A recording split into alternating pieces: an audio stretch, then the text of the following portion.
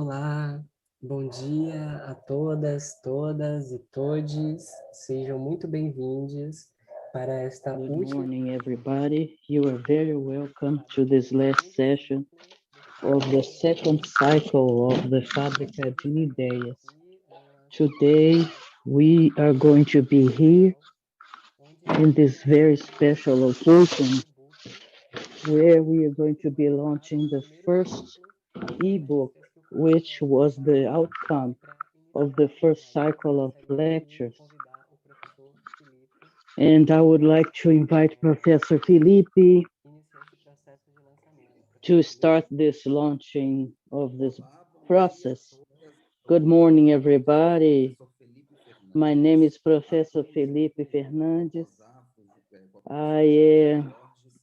Along with Jamile Borges, I had the privilege of being invited by Professor Livio and Jamile in order to compose the team for the 21st edition of the Factory of Ideas that had first cycle of lives.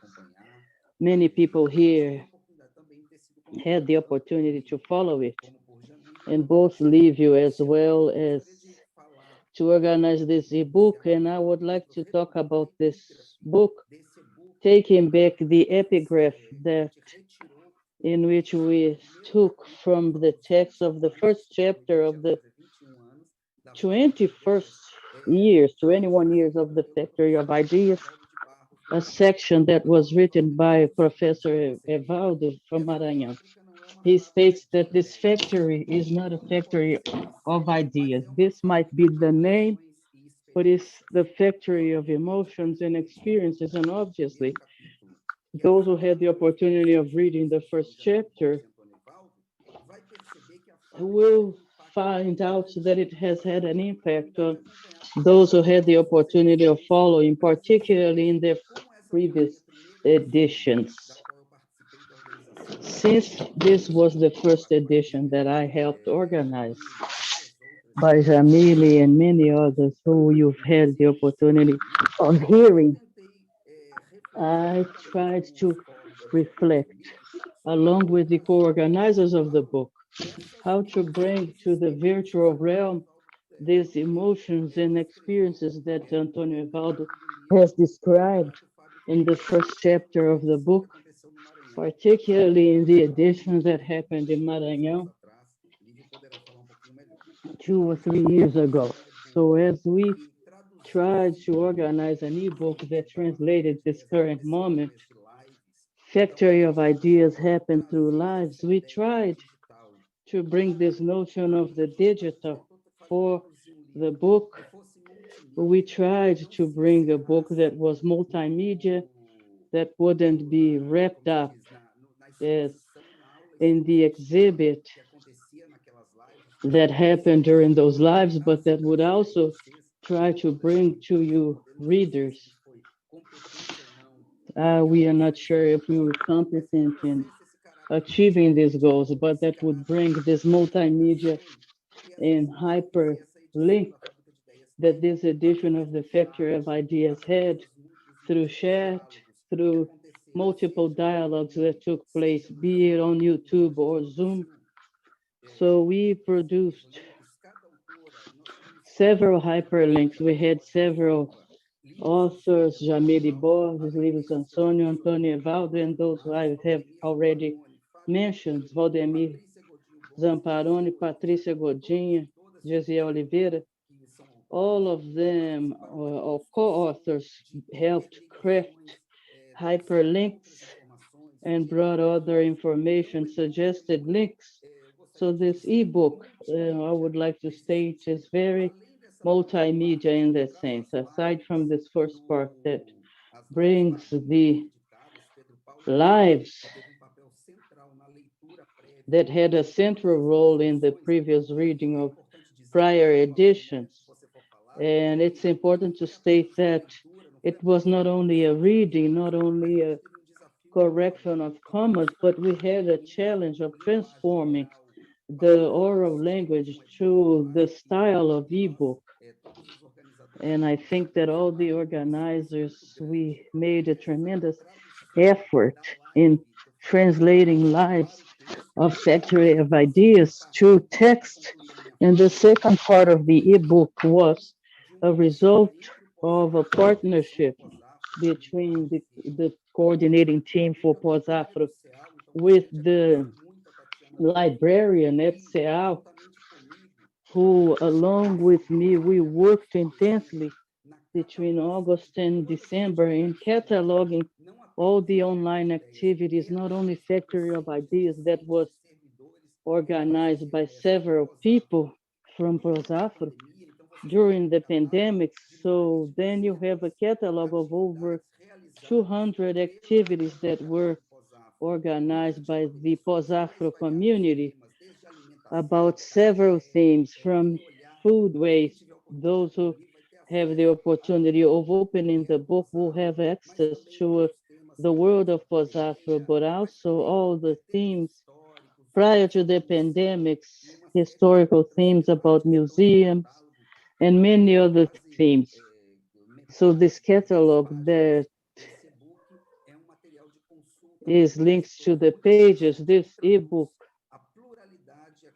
is very interesting in translating the plural aspects of POSAFRO. So I would like to first of all thank Professor Livio Sansoni for the invitation of joining them in this trip, Professor Jamili in allowing me to organize this work, and Pedro Paulo for his efforts so that this book could be brought to all of you. So I would like to thank you, and I would like to listen to all other organizers of this book. Thank you for the opportunity, and I hope you have this multimedia goal in crafting this notion for the ebook. Thank you. Good morning, good afternoon, good evening to those who are watching us. I would like to salute in the second cycle of the Factory of Ideas, this team AGS, but above all, Professor Felipe, Professor Pedro Paulo, this team of people who have helped us achieve this dream, the dream of elaborating a final product. For the first experience we've had in the Factory of Ideas after many 20 years and organizing activities in this remote format, it's been a big challenge. And we wondered whether or not the factory would happen. We considered the possibility of not having this in light of this successful editions. But because of this, its trajectory and its character, transcontinental character, it is a school that is heavyweight in its format, in the number of participants and professors and projects that are presented. The school that is already happened in several spaces in Maranhão in 2017. It has happened in Lisboa.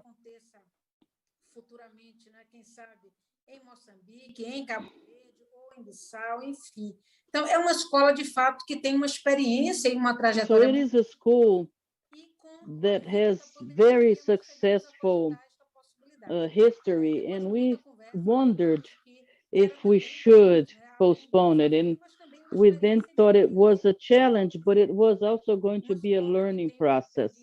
A school that has the role of teaching also has the role of learning, and we thought we could try to organize this school in spite of all the limitations and didactic limitations for an intensive course. It seems like we have been able to find the format, and 1 year later we have then this first experience for the remote version of the Factory of Ideas. This is more than a result of this school. It is also the result of a challenge that all of us who have participated have imposed upon ourselves in thinking about the pandemics in its different contexts. So pandemics and utopias is a theme that is launched to us within this perspective of understanding this phenomena, understanding beyond its epidemiological character and its impacts in what we have talked about as the global south in its political dimensions, understanding it in its impacts on historically marginalized populations, understanding it as a possibility of building another agenda. And that's what it means in terms of its possibilities, political agendas, how to build futures. My notion is that I have becoming a futurologist, if you will, because this is a school that projects horizons and futures, and it seeks to leave a legacy. Along these 22 years, we've been able to do that. Those who come from different institutions all over the world are also thinking and producing and working on these issues. They are very dear to us. So this book, I also would like to once again salute these colleagues who are our partners. This is our partner for many years through Unicamp, Professor Claudio Furtado, and so many others who are not listed here, but certainly are also here because everything we've been able to achieve over these 2 years emerges here in light of our dialogues, our transcontinental dialogues, even if they are not named, they're here because these 22 years are the outcome of all of these people who have gone through this course. We have here the possibility and the pleasure of listening to Professor ElisioMacamo, who's been an important collaborator in this course, and I hope you can benefit from reading this book in the same ways that we do benefit with the same pleasure we had in elaborating and thinking and stating that it was very important when Professor Felipe talks about this catalog of lives. We have 226 pages of this beautiful catalog that is an outcome not only of the experience and the production of POSAFRO, but it's also an outcome of this commitment that this team has with Factory of Ideas as an umbrella project, but POSAFRO has also benefited. We are a program that owes a lot to the Factory of Ideas as a concept, as an approach, as a methodological theoretical approach that has allowed us to broaden this process of internationalization. And I would like to state my pleasure of being a part of this exceptional group, Professor Pedro Paulo and Professor Livio Sansoni. Good morning, everybody.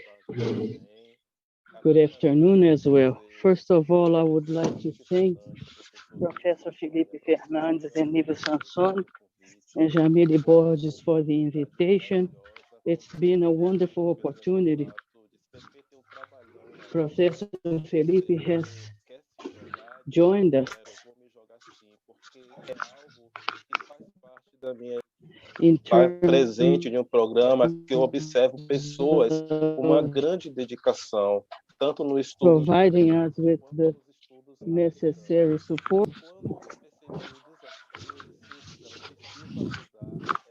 And I think that when I realized the challenge, I need to help these people, such wonderful people, in times of pandemics that we did not expect to experience. São 22 anos de elaboração do Fábrica de Ideia.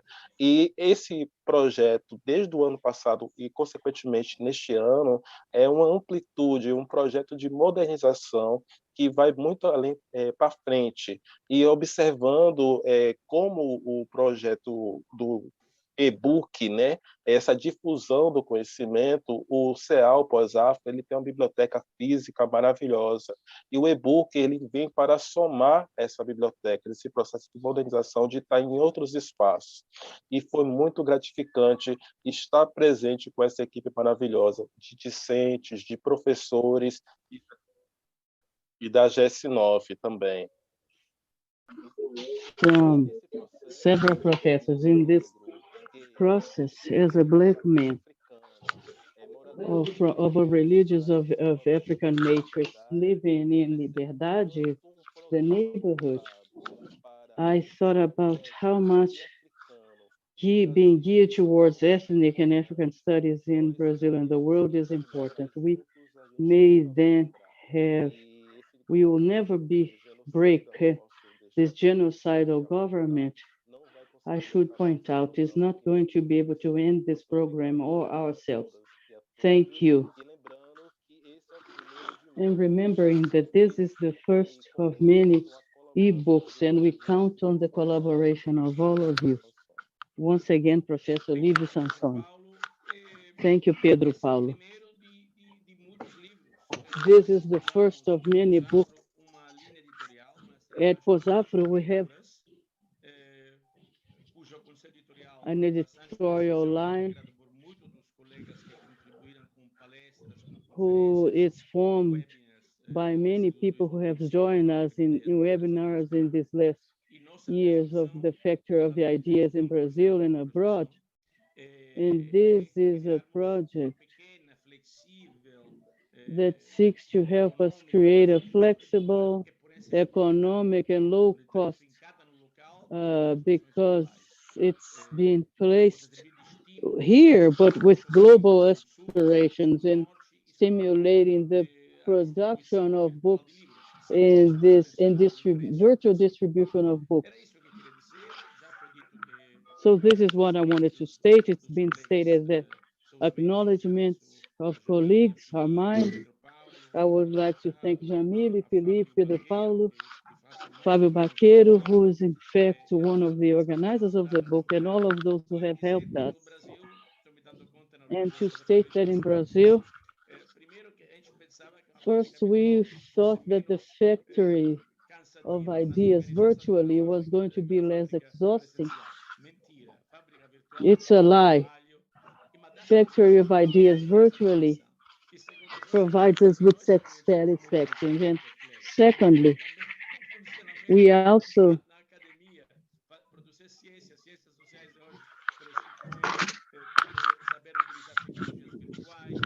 presupposes a technical virtual technologies working with very little money.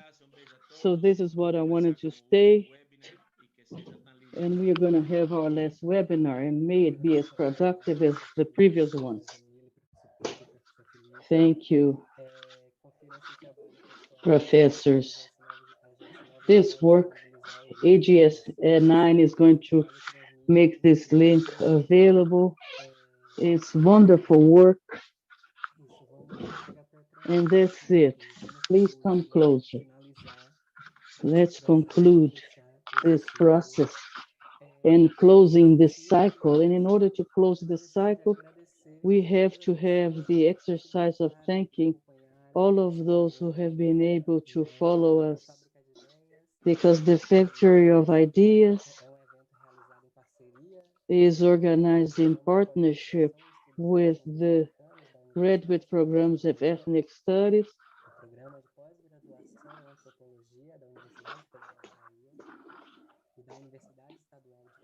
and the Federal Professor of the graduate program in public policies of the Federal University of Maranhão, and also counts under the cluster of excellence in research in Africa at Bayreuth University, as much as the organizations of the factor. It has counted on the support of the Cape Virgin University, the Federal University of Bahia, the National Association of Social Research and Social Sciences, the Brazilian Association of Political Science and Brazilian Society of Sociology. This event has also been made possible by AGS Communication, and during this trajectory, we counted on the translation of Professor Raquel Souza. And I would also like to thank all of you who have been involved. Many thanks, and we would also like to thank you, those who have been following this journey with us. And it's 75% of the course attendance is necessary for the certificate. We'll be paying close attention to the chat box so that we can think about the themes that are so complex. We are going to count on our program with pandemics and technological innovations. They are going to be managed by Professor ElisioMacamo, and the debate is going to be presented by Professor Claudio Furtado. And thank you for being here and sharing all of this knowledge with us.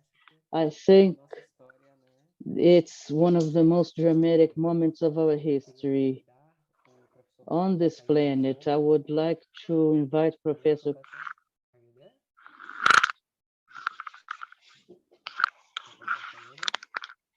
Kayode. Professor KayodeEesuola is currently a senior researcher at the Institute of African Studies and Diaspora at Lagos University in Nigeria. He's got a doctoral degree in political science from Lagos University, and he is a researcher.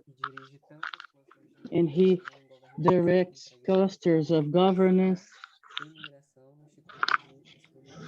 and immigration in the Institute of Diaspora Studies. He's an analyst of personalities, media personalities, and public affairs. His focus of publications is on political behaviors, and he's been published extensively about this, both in local as well as international spaces. He's currently publishing in terms of reconfiguration of African studies as mobilities of indigenous knowledge in order to, and he's researching on the synergy of IFA and Benin Republic in West Africa. Thank you, Professor Kayode.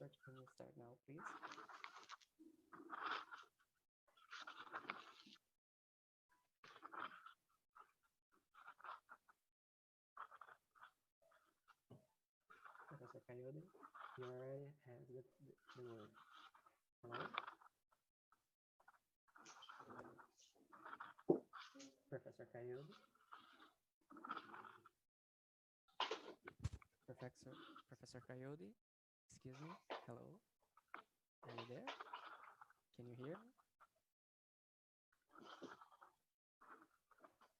Só um momentinho, pessoal, acho que o professor Kayode não está conseguindo ouvir. Hello, Professor Kayode, are you there? Hello? Só um momentinho, pessoal.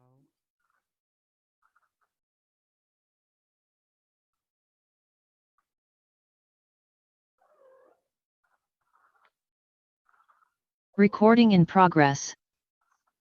Recording stopped.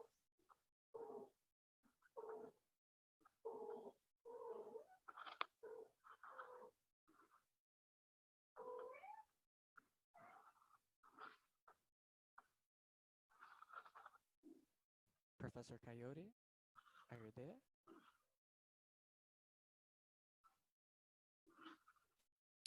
Hello, Professor Kayode. Do you hear me? Hello, Professor? Are you hear me? Are you there? Excuse me. Kayode is here. Okay, you can have the room now, Professor, and start Okay. the lecture. Okay? Okay, thank you. Thank you very much. Good afternoon, ladies and gentlemen. I am billed to speak on methodological innovations in Eu the estou aqui era para of falar de COVID-19 pandemic. inovações. I'm aware that this is being translated, and so I will deliberately speak slowlier than I would ordinarily have been. In March 2020, the WHO declared COVID-19 a global pandemic. And as it later turned out, COVID-19 was not just a medical pandemic. It is a social event, especially in 2020, that disrupted almost all activities around the globe. But beyond 2020, as Lee and colleagues 2020 pointed out in one of their essays, today, when we remember COVID-19, we remember what has literally changed how we do things.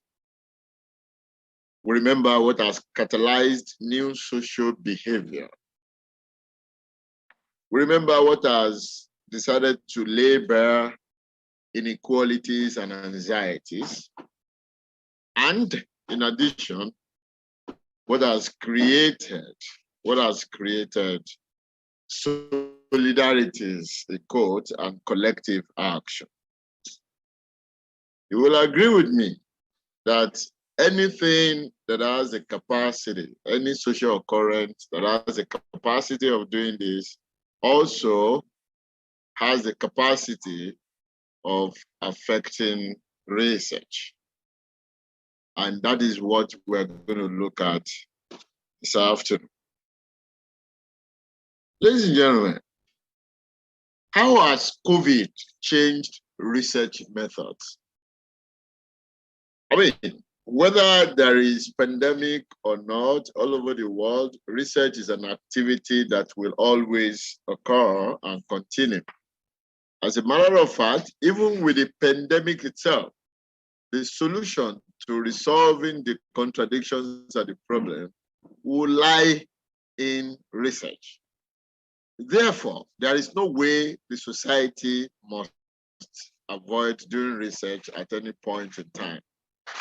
And so how has COVID changed research methods and led to a series of innovations among the methods that we ordinarily know in the research world? My response to this is that in the conventional sense, research is either qualitative or quantitative. And each of these two orientations has for a long period maintained different, very different, and sometimes opposing identities. In other words, you have cases when researchers come out to say, I am a quantitative researcher. Others will come out to say, I am a qualitative researcher. This dichotomy has always been there, you know, very broad, almost rigid, almost immutable, almost sacrosanct. Okay? In many cases, researchers in the quantitative world will even pride themselves in being empirical researchers, while they sometimes derogatorily refer to those who do not do quantitative research as being merely theoretical. I mean, all this existed before we had COVID-19. That dichotomy also extended to discipline. I mean, people in the social sciences and the humanities will always disagree on how best to conduct research. While a philosopher, for instance, will say field work was almost unknown. You know, research had to be done through reasoning and library. A sociologist or a political scientist, especially of behavioral tradition, will insist in field activities that are backed up by what they call empirical data. Okay? So the dichotomy existed along identity, along orientation, and along disciplines too. You know, they were always there. All these were very popular before the COVID-19 pandemic in Nigeria. With COVID, however, this experience started breaking up. The experience of rigid orientation, rigid polarity between quantitative and qualitative research orientations started breaking up. I'm so sorry for interrupting. Excuse me, Professor, but your camera is up your forehead. Can you please turn down a little bit? Thank you. Excuse me for that. Okay. I'm so sorry. Okay. Thank you very much. Thank you very much. And so we continue by saying we can take a wide example from epidemiology. Epidemiology, of course, is the study of distribution and determinants of health and illnesses amongst specified populations, if you like. I'm using epidemiology as an example because we are talking about how a pandemic situation has affected our own research orientations by innovations and creativity. So epidemiology, as we know it, is predominantly a quantitative science, quantitative, figure-based, field-based, in which researchers work to define an outbreak, find cases, general rates of illness based on what they witness on the field. Now, the quantitative dominance remained in epidemiology, even as many scholars argued in the past that qualitative means were better ways of engaging epidemiology. In fact, a scholar called Schwartz and his colleagues in 2013 argued that qualitative inquiries are the best method for capturing social responses to any pandemic at all. And immediately we had the COVID situation. It came out to assert that in another paper, which was written in April 2020.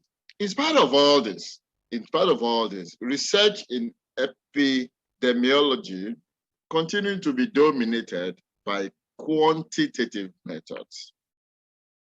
However, COVID-19 came.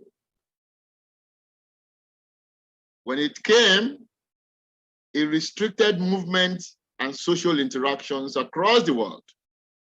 Nations closed up. Field works became impossible.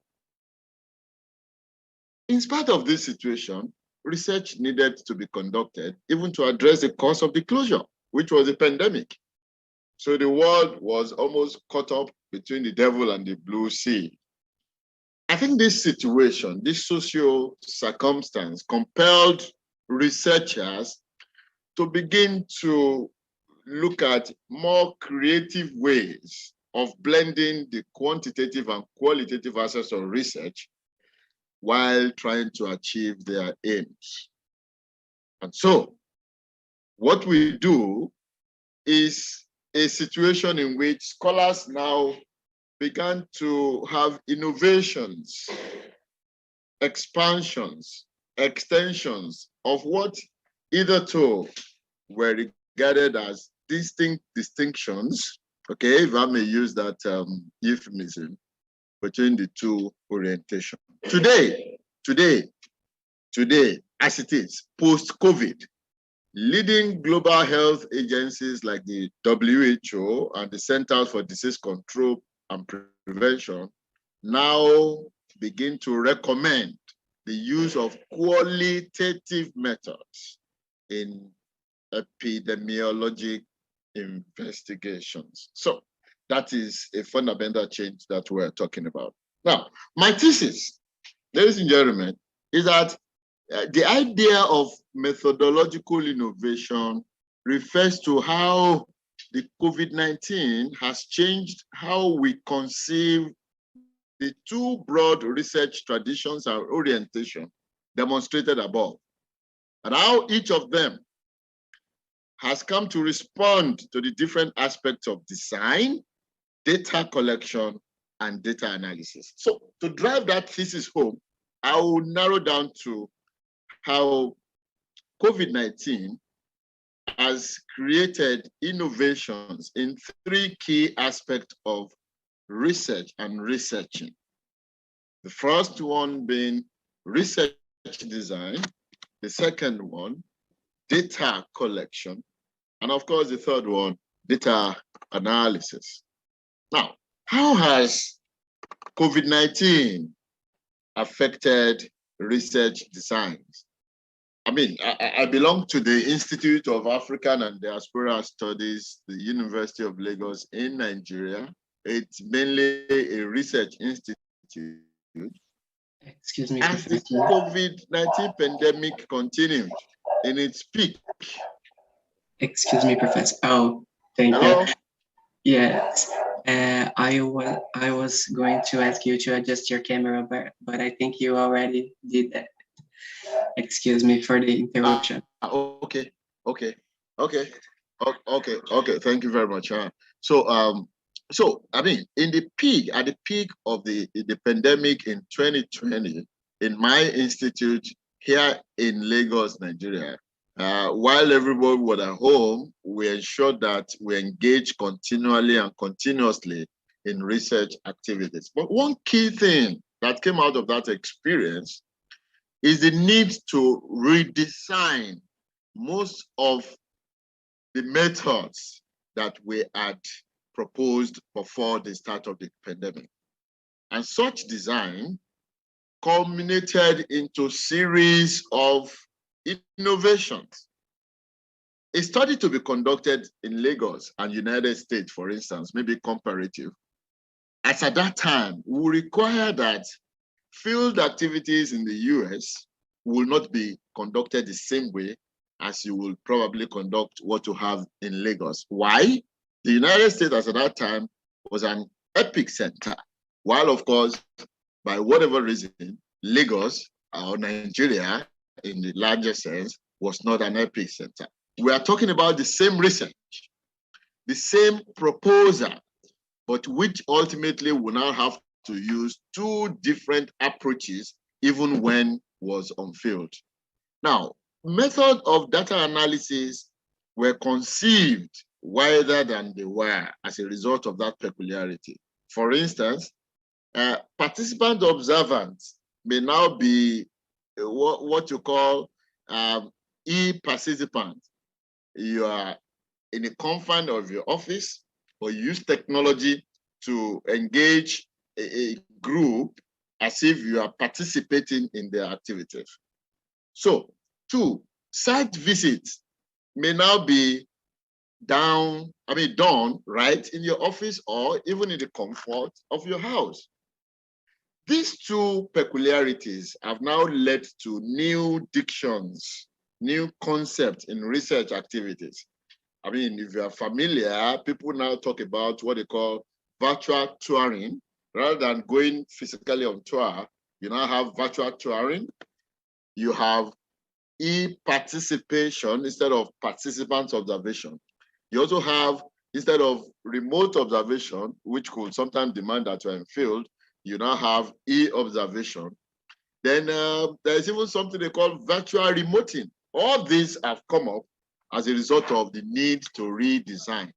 As a matter of fact, most researchers are asked to give alternative way of achieving their field aim if COVID-19 makes it impossible for them to travel, which means what used to be rigid, one way of conducting a research will now come by indicating one or more options in a bid to respond to the necessities of COVID-19. Okay? In addition, the COVID-19 situation has also changed the ethnological dimensions in which researchers on field adapt some social styles based on necessity in order to collect data. I mean, before now, we would say that when you are a researcher and you go to the field, you adopt the tradition and the culture of the people in the field to be able to get accurate data from them. But that was changed completely by the COVID-19 scenario.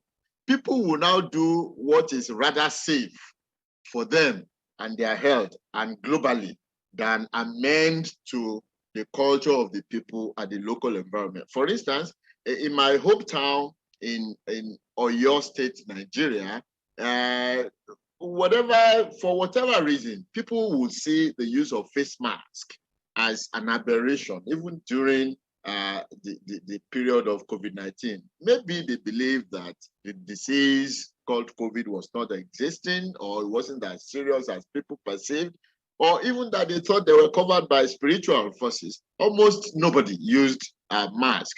But if you are coming from another part of the world, what we know in basic research ethics is that you do what your hosts do. But that became impossible. You had to identify yourself different from the people by wearing masks, because what is important now is the global practice of safety and not what we used to know as aligning yourself with the tradition of the people on ground. So this is part of what COVID-19 has brought into the research environment. They might be insignificant, but in the long run, they speak to how we now extend our understanding of methodology and many other things. Okay, during data collection, lockdowns and widespread, epidemics created a lot of things. It forced projects to quickly adapt to many things, and one of such things is to introduce technological dimensions that will make, physical contact unnecessary, for data collection, And what do we have? We have a lot of innovations coming from this angle. For instance, we have what we call computer-assisted telephone interviewing, phone surveys, also known as CATI.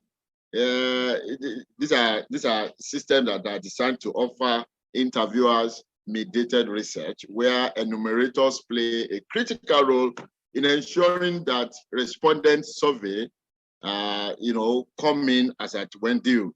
Of course, if you are familiar with CATI, it can be deployed rapidly and implemented at lower cost than in-person surveys. The important thing here is that COVID-19 pandemic has also assisted in budgeting. People will do more now by not traveling, by not having physical contact, by cutting costs, as a result of COVID-19 pandemic. And this is speaking to the methodology. After that, you also remember we have something like decentralized computer-assisted personal interviewing, which is an in-person interviewing technique in which enumerators use tablets, smartphones, or laptop computers to move through interviews and record responses. Decentralized CAPI helped overcome traditional process of travel and in-person training via remote recruiting, onboarding, training, and supervisor accompaniment. This is another change that has arrived, or that the world has witnessed as a result of the COVID-19 pandemic. Another thing is, the computer-assisted web interviewing. Of course, I don't need to elongate my discussion of that, but it's a self-enumerated method also known as web or online surveys, which a lot of people use, for research during COVID-19. You also have something like SMS surveys, which allows you to use ordinary SMS to gather your data. And finally, people also decided to use more of mixed methods. I remember my experience on the streets of Ouagadougou during the pandemic. We were supposed to administer questionnaires right on the streets to certain, members of the community, migrants particularly. But when we looked at the dimensions of things, we decided to engage Kobo Collect Toolbox through our smartphones instead of using paper. We used that Kobo Toolbox to reduce the possibility of contact through paper, through exchanges and every other thing. And of course, where it was impossible, we combined that Kobo Toolbox system with the normal paper questionnaire system. That also created another dimension to data collection in terms of mixing the methods. You are not absolutely on gadgets. You are also not absolutely on paper. And that is a result of the target audience that you are interviewing at that point. Ladies and gentlemen, I am rounding off to say that the idea is that although researchers often qualify research into groups such as medical research, scientific research, engineering research, I am stating clearly here that every research is, in a particular sense, a social endeavor. Every research is, in a particular sense, whichever discipline it belongs to, is a social endeavor because it must respond to some social problems or social issues in the society. Because every research is a social endeavor, it is seriously affected by social circumstances. Example of which is the COVID-19 pandemic. And such circumstances make us interrogate, reinterrogate, and revisit the methods of conducting research. So the enlargement of scope of research method, the expansion of lexicon in the area of research will not be expanded maybe by scholars, but by social circumstances por pesquisadores, mas sim por outras situações. Okay, so I round off with the words of Phoebe 2018, who predicted nas palavras de that Phoebe, the orientation 2019, that is between a orientação quantitative and qualitative research is fast fading. Para a pesquisa qualitativa, when neither of the two can stand without complementing each other. I'm of the belief that the situation of COVID-19 então existe a crença que a situação da COVID-19 começou essa revolução, apesar de at this tudo. point, and I expect questions and of course contributions. Eu Thank espero, you. então, perguntas e contribuições. Eu concluo agora a minha apresentação. Muito obrigada por ouvir, muito obrigado por me ouvir.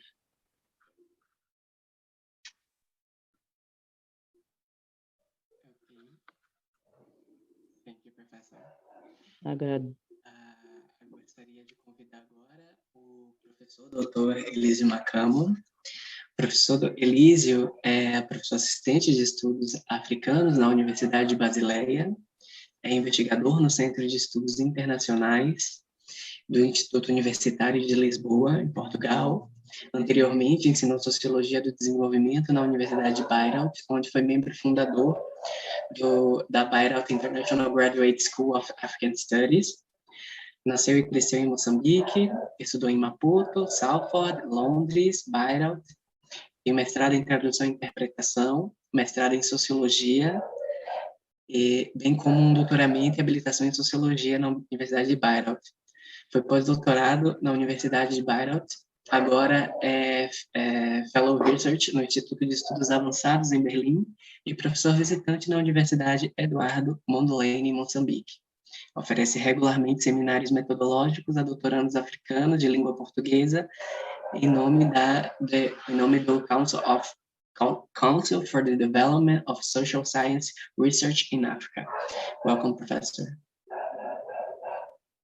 Muito obrigado. Obrigado pelo convite também. Quando o Lívio Sansone me enviou o anúncio do evento, eu reparei num pormenor interessante.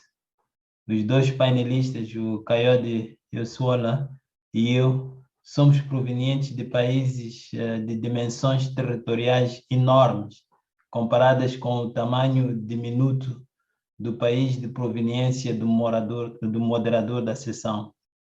Ele vem, como é sabido, de Cabo Verde, um pequeno país insular, algo que os nativos lá dizem até com muito carinho, e eu também por acaso.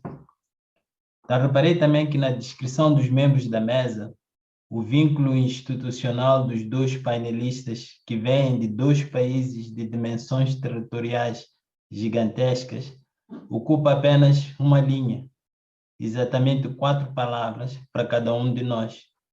E o vínculo institucional do moderador da sessão, recorde-se, ele é oriundo de um pequeno país insular, ocupa 2 linhas e prefaz ao todo 10 palavras, mais 2 do que dos outros 2 juntos. Aí perguntei-me por quê? Por que é que alguém que vem de um pequeno país insular merece mais espaço que 2 pessoas juntas de países grandes? Por ser um moderador? Por ser da casa, isto é, da UFBA? Ou porque queriam compensar a desvantagem do tamanho? Eu não sei como é que é convosco, mas a mim esse tipo de perguntas me preocupa. Para uns, é claro, essas perguntas são supérfluas, irrelevantes e talvez até a certo ponto frívolas. Mas para vocês chegarem a essa conclusão, isto é, a conclusão de que essas perguntas seriam supérfluas, tiveram de se interrogar por que coisas tão insignificantes como essas me interessam. Então, espero que estejam a ver aonde eu quero chegar. Uma boa parte da nossa vida consiste de perguntas que nos convidam a descobrir razões ou motivos. Não nos satisfaz termos o que temos, fazermos o que fazemos, sermos convidados para eventos tão importantes como este e por aí fora, se não temos uma resposta que nos esclareça os motivos por detrás disso. E isto não é só na vida normal, é também na atividade científica. Nós queremos sempre saber por quê. Agora, o que é interessante nessa curiosidade é que ela se alicerça em 2 pressupostos que têm pertinência direta para a metodologia. E é sobre isso que eu quero falar hoje, em resposta ao convite para refletir sobre a inovação metodológica. Depois de eu expor os 2 pressupostos, vou apresentar um modelo analítico na base do qual vou sugerir onde eu vejo o potencial de inovação, usando a abordagem da pandemia em África como exemplo. Eu acho importante referir que a pandemia em si não é relevante, senão como uma oportunidade para ver melhor alguns dos desafios que a pesquisa enfrenta. Então, o primeiro pressuposto é quase epistemológico. Ele consiste na ideia de que a procura de razões, portanto, a pergunta por quê? Seeing the question why is it not possible to do this? In terms of placing this question, we need to departure from an understanding that justifies the belonging of this interrogation, and on the other hand, this question about why is intelligible. For example, when I ask why a representative of us in a small insular country deserves so many honors, it grounds then the relationship of friendship, of complicity that brings me together with Claudio Furtado, what we call is anthropology's parenthood, sisterhood, brotherhood, and the intelligibility that comes from humor It is my way of demonstrating to Claudio that I like him above, in spite of anything, or allow him or pretend before others that I like him. But why do I do this interrogation? It wouldn't be possible with this knowledge and in the limits. And this is the second presupposition of what it means, is that we are asking questions to which we already have answers. Because then this analytical presupposition, our answers are contained in the questions that we ask.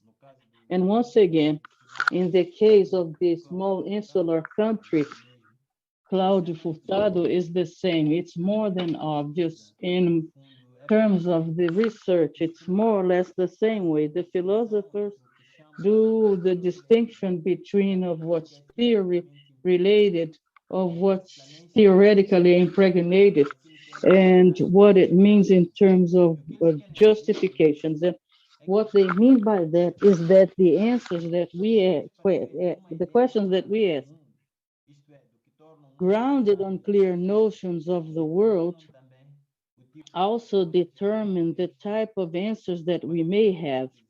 When I ask, for example, how can African countries combat corruption, the theory that is employed in this question has to do with a whole notion of development that prevents development, and that which should not have space in political orderings. So corruptions then, that probably African countries should then bet on corruption as a strategy of development. In the same ways, it wouldn't make a lot of sense that a Brazilian sociologist would recommend drug trafficking as a way of uplifting impoverished people out of poverty. It is because of the question that would lead us there, would presuppose a different type of answer that would legitimate the possibility of such question.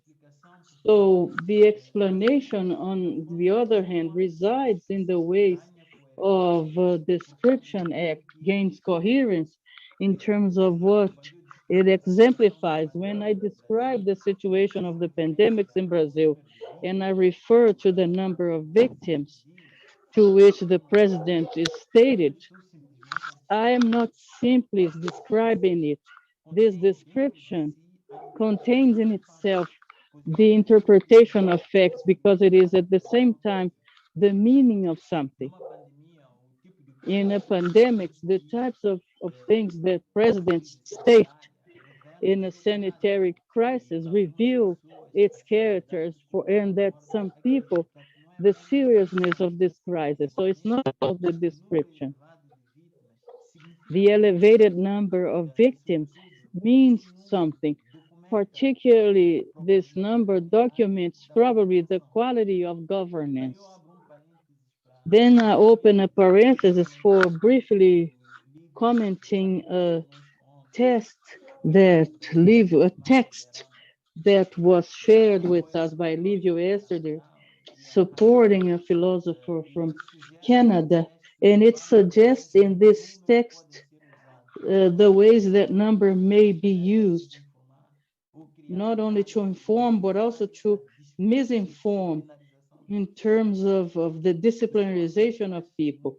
His argument makes a lot of sense, of course, but it seems like it's unnecessarily cynical, because the problem is not about what people can do, but rather the necessities of all of us, including researchers, have in making the world intelligible.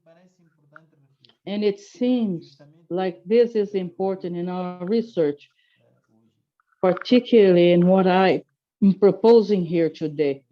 So I am really in this theme of my intervention, and in my opinion, the methodological themes that the Factory of Ideas invites us to reflect about has to do with the reasons why and the role that it's developed in research.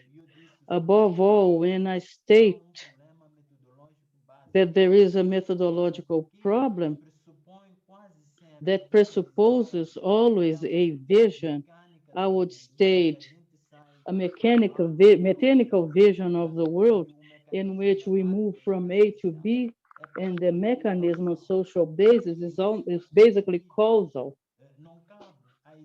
And in this mechanism, the notion that a world in which we live may be the outcome of what none of us has intended to do.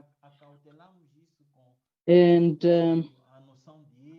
in terms of the notion of mistake, our commitment with causal reasons has to do with the sociology that we call. It is so strong that it transforms indeed in a resource based on which we may then have a vision of the world that is dear towards, and a vision to a certain extent that is illuminist. And just illuminism and these three main characteristics. First, believing that all the problems had one solution. Second, believing also that there was only one method to come to this solution, and therefore this method was, of course, reason or rationality, and that this solution would then make the world more coherent, and that this solution found through this method was grounded in progress.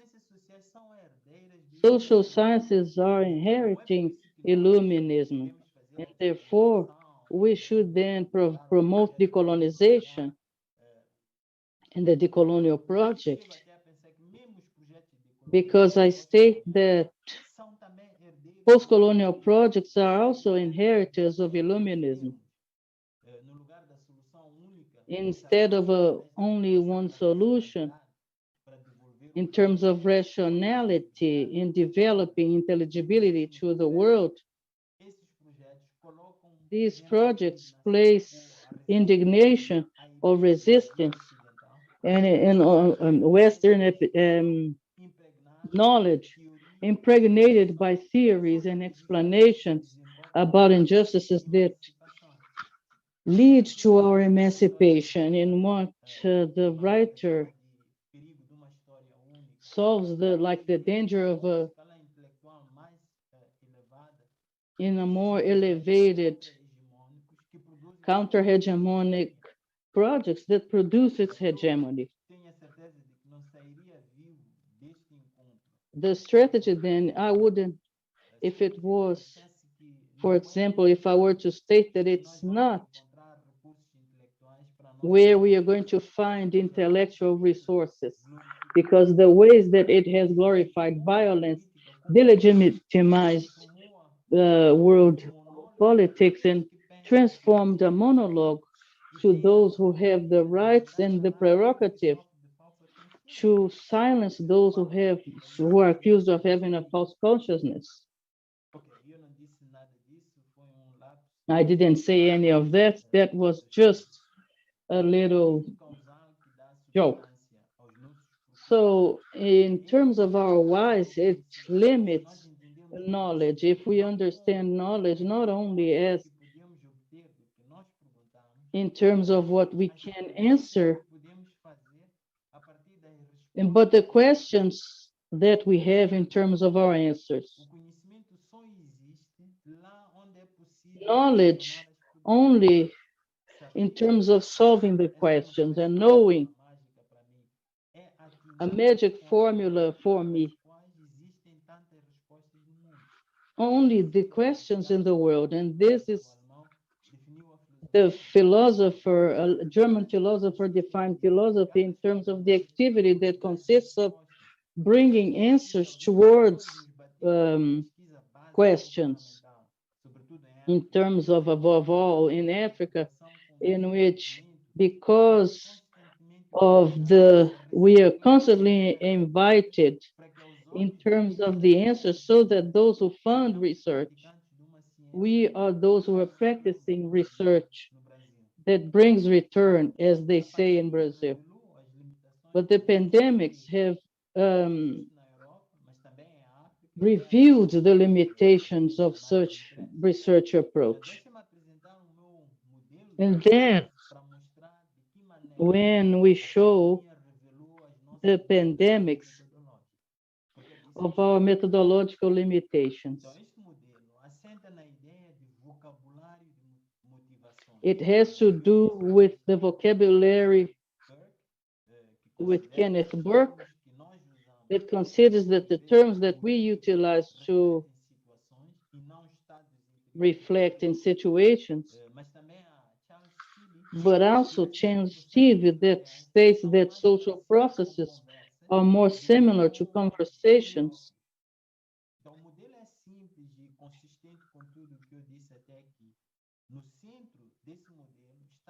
So the center, so the reason why many times that what takes place in terms of what they, the question then is the why this colleague then has as a background of a world that is mechanically preserved, constituting the main criteria for validation of all answers. That doesn't fit this model. So this has to do with a narrative that explains a mechanism, reducing the complexity and evoking moral issues. So this analytical model has to do with the production of conditions so that what we know prevents us from knowing what we should know. I know this is complicated, but let me try to illustrate it.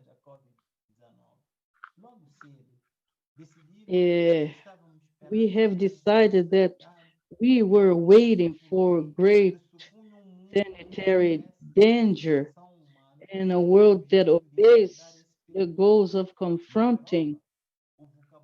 In Europe, the vocabulary of motivations that describes the pandemics as a threat to the ability of the system in answering efficiently to the dangers that would have great impact in the economic structures.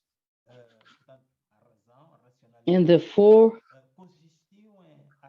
consisted in delaying these intentions or flattening the curve and using masks.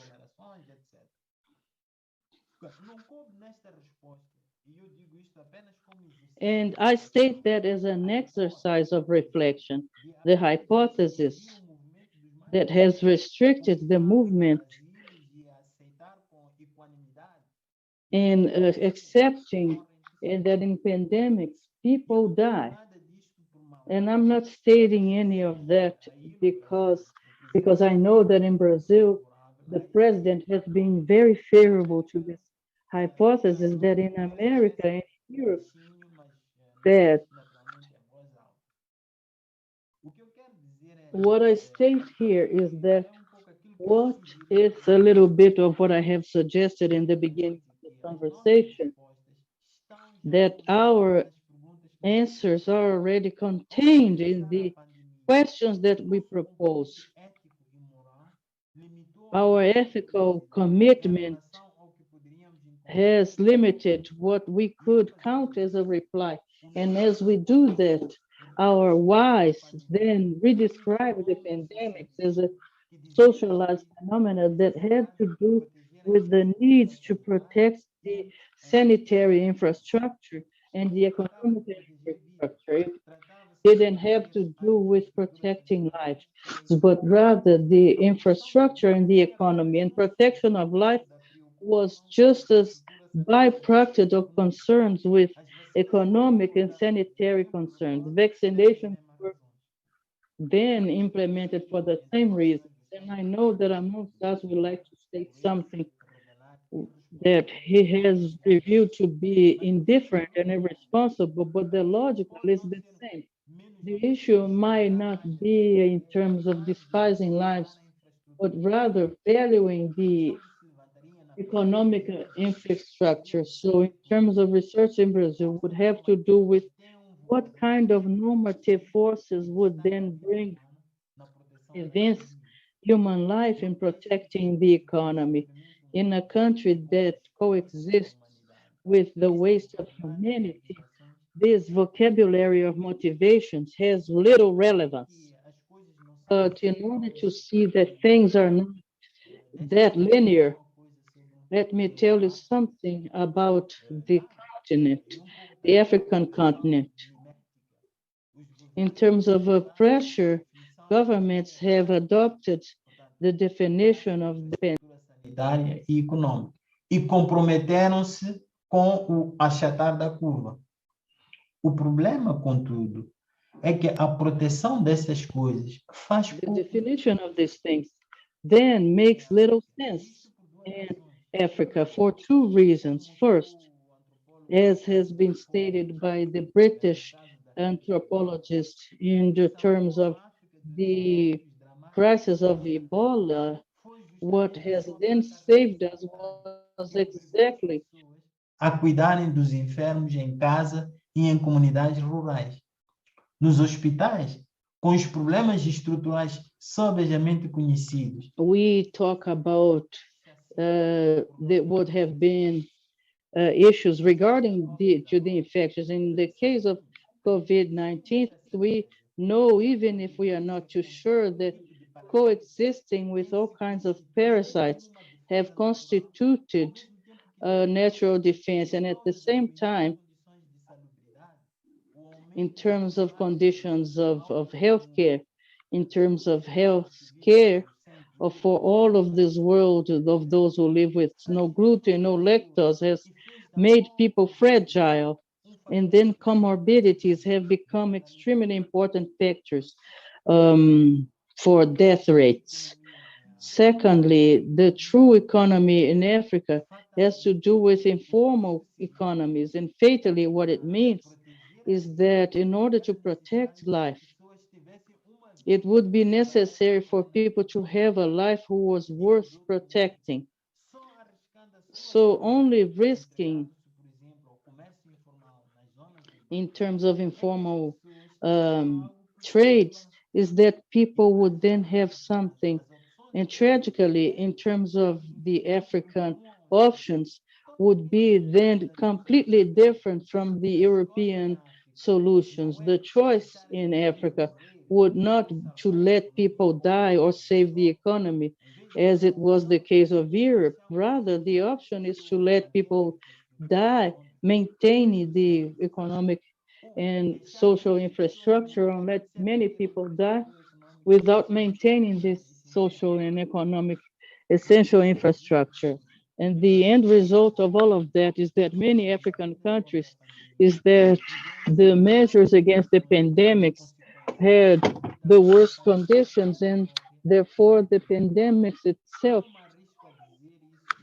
I would risk stating with certainty, is that what leads to the minds is that the notions is that with the vocabulary and motivations have produced ignorance in the sense that I have defined it previously. What we know has become an obstacle to our ability to know more.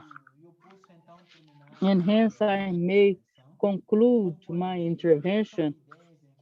These are notions and thinkings that I am still trying, nothing finished, nothing that is not passive of ratifications or reformulations.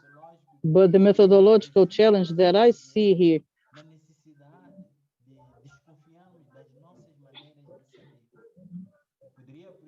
we could, for example, I could have appealed from a perspective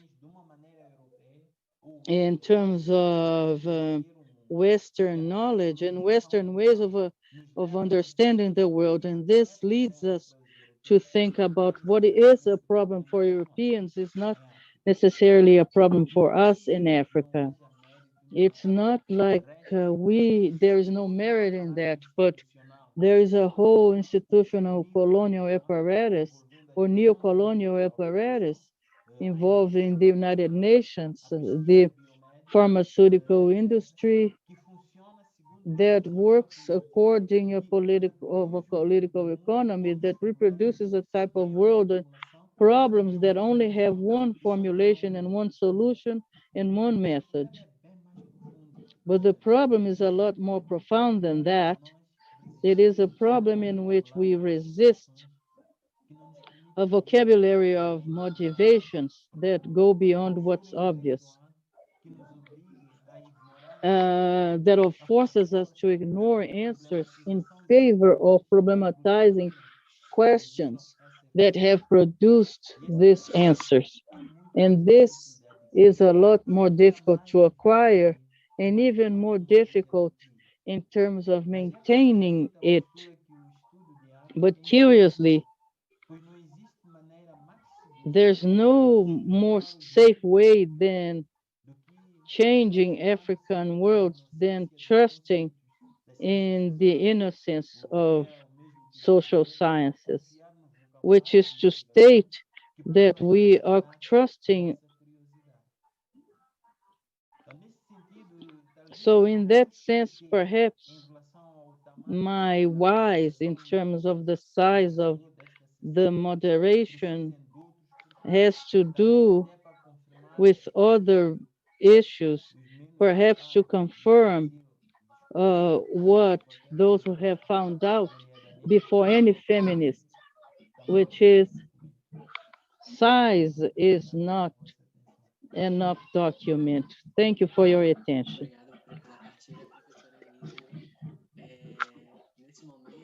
So now we are going to have a brief pause for 5 minutes pause so that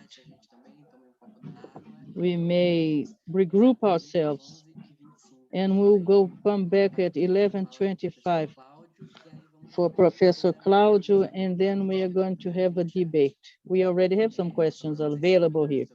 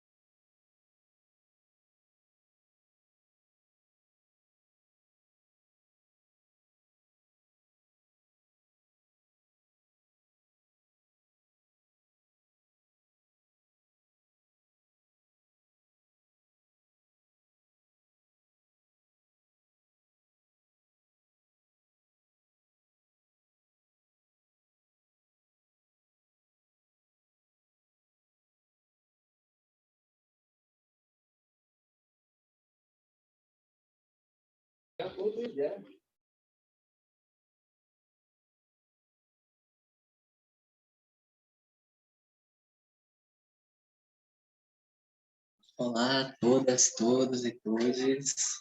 Estamos de volta aqui após essa nossa breve pausa para dar aquela hidratada e continuarmos com esse nosso último dia de fábrica de ideias. And in order to debate this first question, I would like to invite Professor Claudio Furtado, who's got a graduate degree from USP,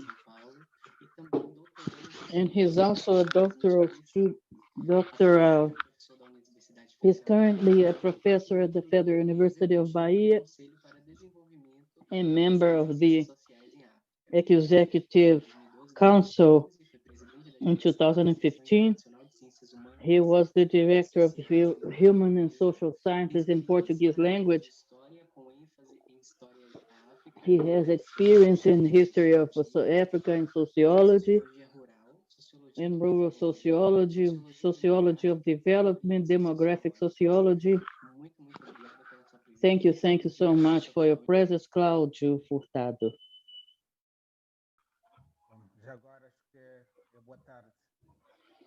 Actually, it's already good afternoon to all of you. I would like to reiterate my acknowledgements for the organization of the event and also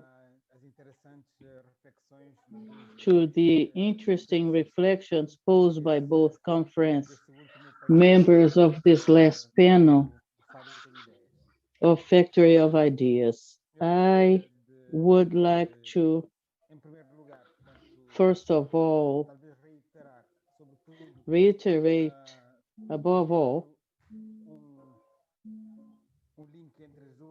establishing a link amongst the two communications and underlining in my reflections how much this edition of Factory of Ideas have constituted in terms of paying close attention to both sessions and explaining that this has been a methodological question. And like many other methodological issues, it's a challenge. It is a challenge that makes us moved. It makes us think with the highest degree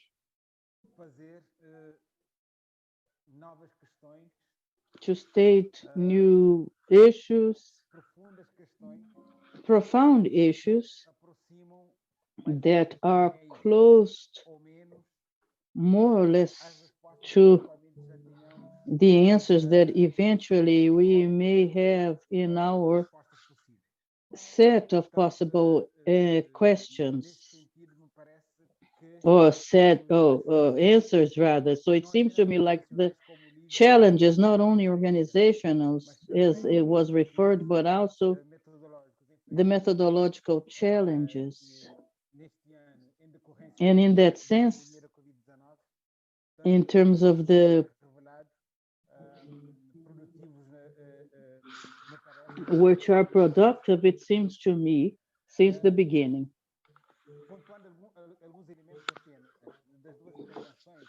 A few elements for about both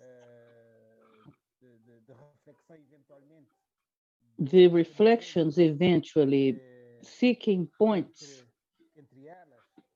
amongst them, and as someone who has been pointed out, as someone who comes from an insular, small country, but also from a country that is placed in an ocean that is not as small as these gigantic countries from where both conference members come.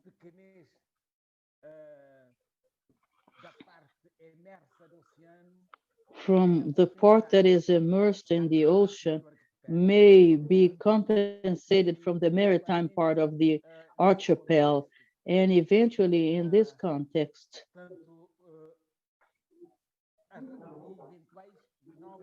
in terms of eventual new questions and answers, and dessa colocação. Lead us to think about these issues. So in thinking about this humorous side of the relationships between me and Elísio, it seems like it's been well pointed out in both communications that on the side of that results in the needs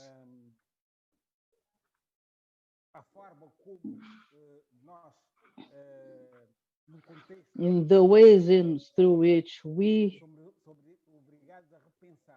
are forced to think and redesign this research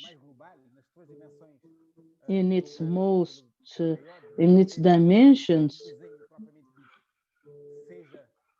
be it in collecting data or in analysis.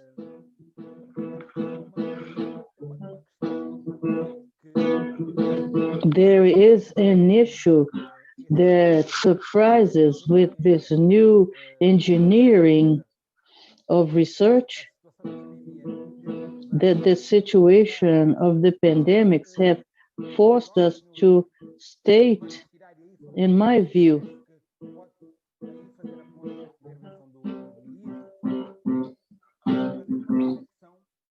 is to have a reflection from the standpoint of the impacts. I would state more epistemological impacts that come from this new research challenges, in stating beyond the aspect of developing research, this new redesigning of this process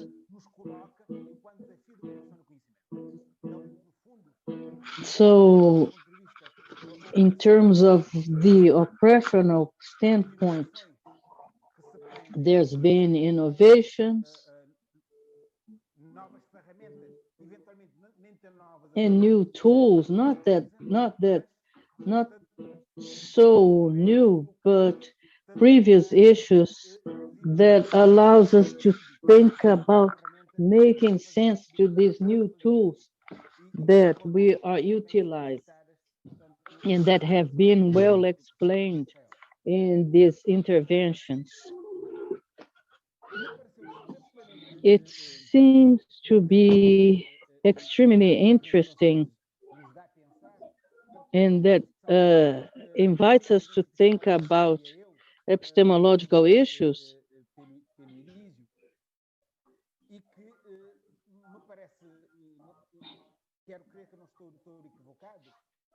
And it might seem that I am mistaken, resulting from the pandemics. It seems like it helps us make these challenges explicit. In any ways, the issues regard us being stuck in previous issues. So I think this is the question, to move away from this scenario in which we are confronted in terms of two poles that are linked to each other and that confines us in a straitjacket. At the same time, as Elísio states, we have prior questions, questions to which there are also prior questions, or at least possible questions. So this challenge then that is exacerbated with the pandemics, but it doesn't start with the pandemics. So it places a challenge that is more profound of how we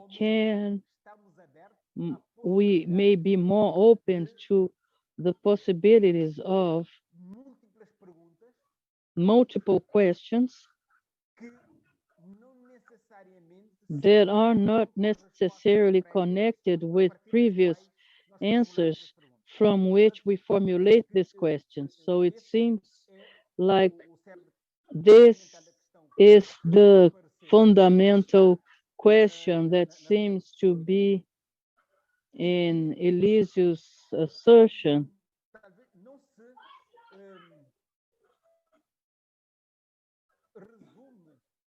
And that is not summarized or surpasses the challenges of imploding, perhaps this is the word, our motivations without necessarily running into the danger of creating vocabularies and motivations. So it seems like that this is the new order that is posed to us, and to which we are not able to see precise answers. So then we have another challenge for reflection, particularly for Elísio. And I would conclude my reflections and interventions about both communications, stating that certainly it could be a new vocabulary for communications, returning to presential sessions for the factor of the ideas. This confrontation that conference members bring eventually will lead to us.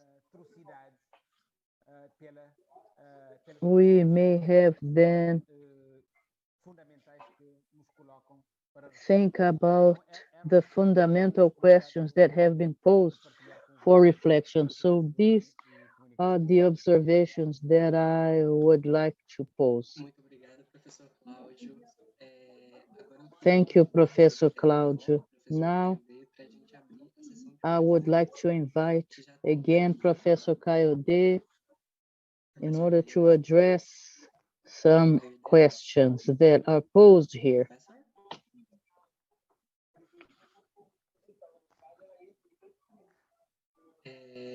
Então, eu vou trazer outras Then I'm going to bring some other issues, and I'll go back to the questions posed by Professor Elísio. The premise posed by Kayode establishes a dialogue with the notion that national phenomena seeks to account to human concerns even before the pandemics, and they are simultaneously linked. So the notions that social phenomena and natural phenomena are researched in order to account for issues regarding the pandemics, this dichotomy hasn't it been eroded?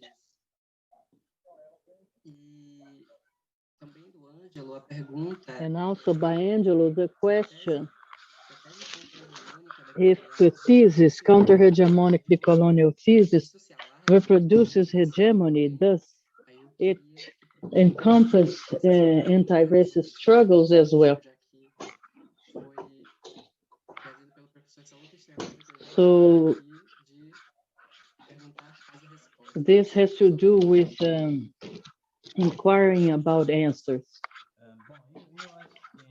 So I believe that in terms of this issue of the relationship and dichotomies with statistics and interpretation, I think that in fact whoever is asking questions has to do with is right about debates that have already happened, particularly in the 70s and the 80s, in sociology that were geared towards uh, the importance of interpretation and approaching the social world not as something that exists prior to the act of perception, but it's constituted by this perception. So when we talk about these issues in that sense, we also see that the numbers do not exist in order to describe a pre-existing project, but rather object, but rather to, if we think, if that's how I teach my quantitative classes analysis, every year I have quantitative analysis classes, and the emphasis that I place in this class is not about inviting students to place their face, so to speak, in objectivity of numbers, but rather to demonstrate that there's a whole rationality that produces the relevance of numbers as a bridge, and that it's necessary to reflect about the process in which we conclude that a number has meanings, and that certain statistics for whatever it is that we want to state. And it's something that I distinguish in terms of the difference that is better in English than in Portuguese. The difference between what is a given, what is information, and what's evidence, which is the reason for stating that what an analytical operation that happens here, and this is the analytical operation that explains also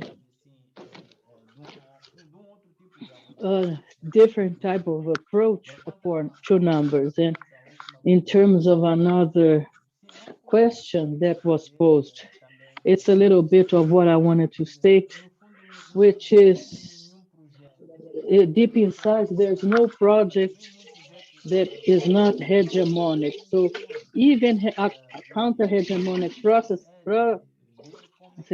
are hegemonic, and the trick is to see those of us who would like to see a better world, how can we protect ourselves from this evidence of domination? In Africa, we have this sensibility. Claudio, perhaps less, because the history of Cape Verde is different. But if we look at the experience of Angola, Mozambique, and Guinea-Bissau, we see as a project of emancipation may be subverted with the best of intentions and turn into what people themselves wouldn't like it to be. So it's a little bit of this alert that I would like to offer, but I also would like to say something regarding Claudio's comment, because he wonders how can we do that?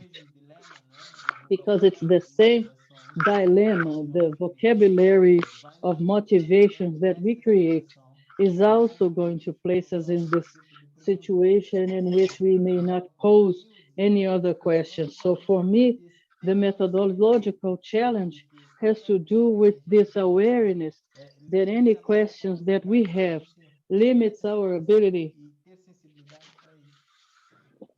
to have that sensibility.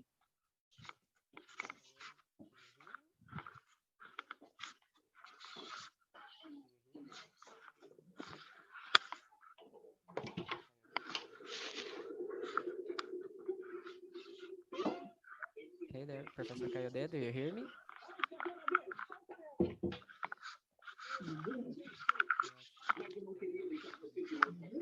I believe that he's having problems listening to me. So let me share the question to Professor Claudio. Professor Furtado, the many answers that we should provide in terms of several research hypotheses.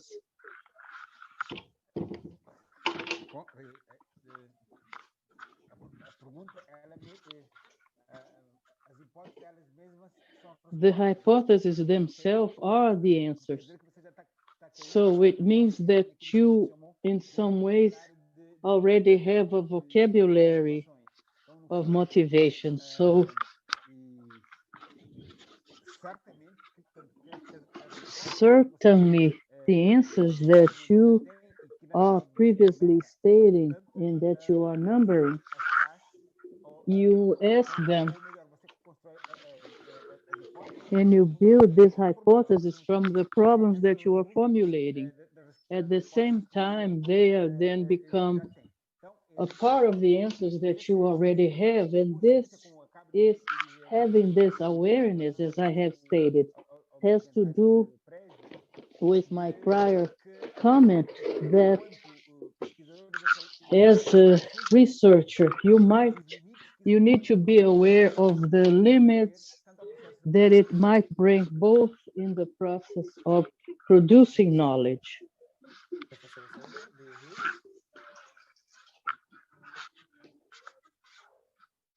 Okay, he's hear me now. Professor, we have a question and she didn't know my name. Professor, we have a question. His question, thank you, Professor. Her question is, Thank you, Professor. Concerning data collection, particularly field work, don't you think a virtual survey could never replace direct contact and physical research? For example, when sample collection is required. E ela também, she's questioning to what has been the methodology used mainly by University of Lagos concerning research?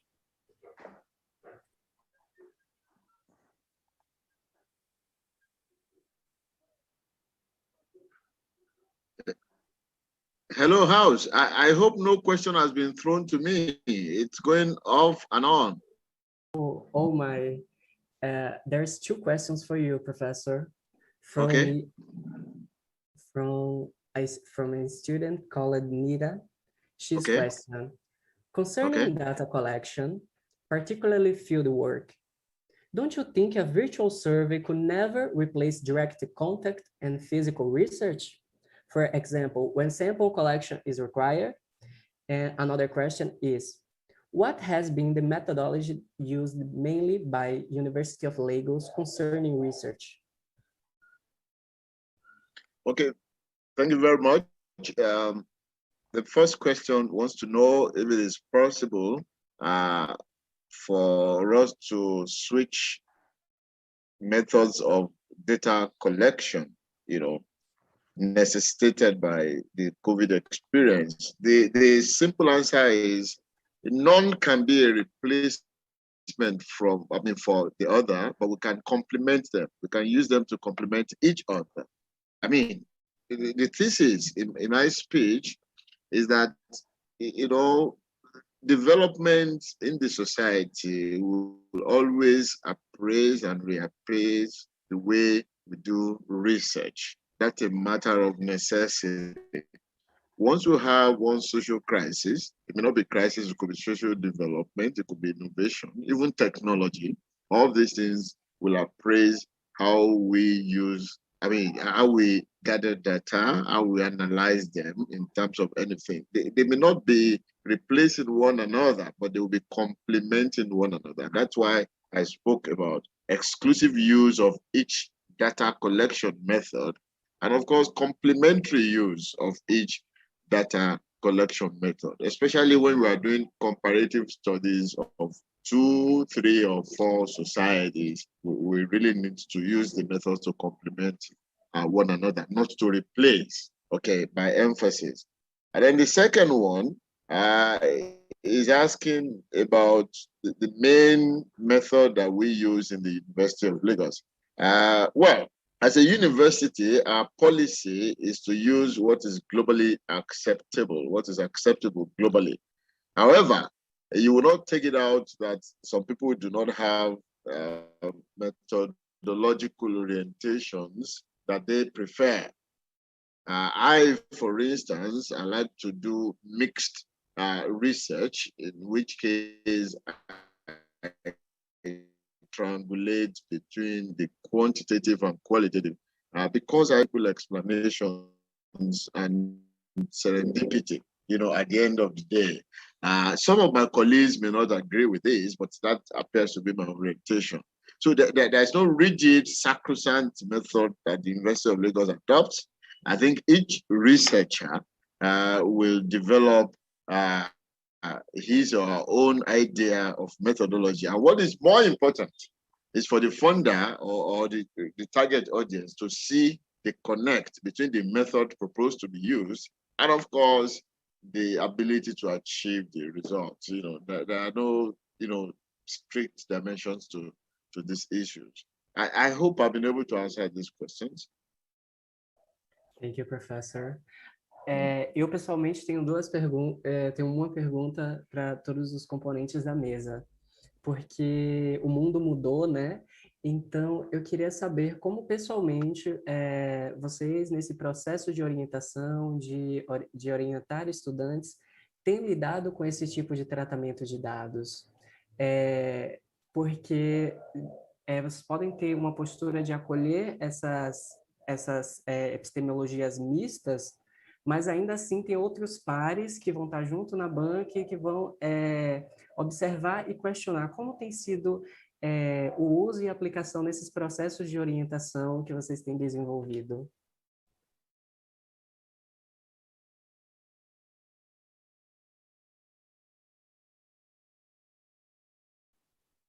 Aí, pode começar pelo professor Iso, professor Cláudio, quem preferir.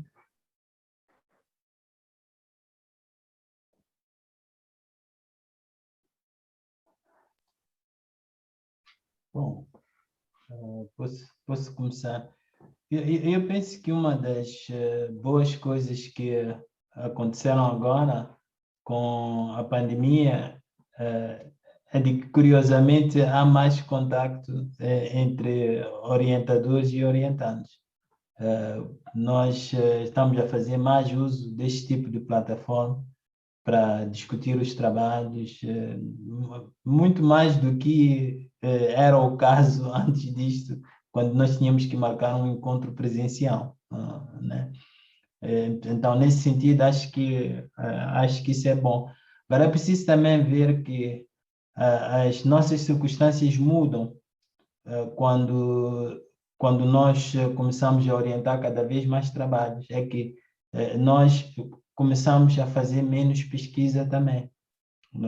Começamos a depender mais da pesquisa que outras pessoas fazem. And the research that other people do.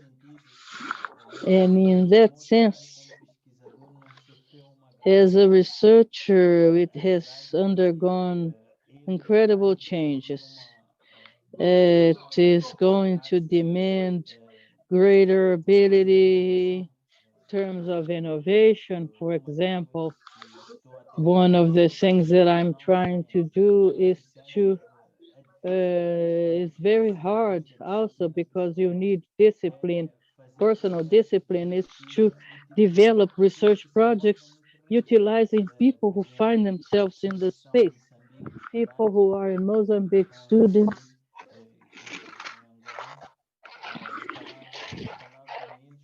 Talk to them, advising them. And through this method, develop the type of research that I would like to develop. And for me, as a researcher, in the situation that I find myself, the pandemics have actually resolved more issues than complicated them.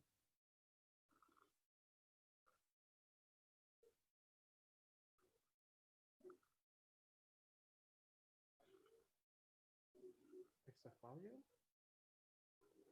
Eu acho que o professor Cláudio travou aqui.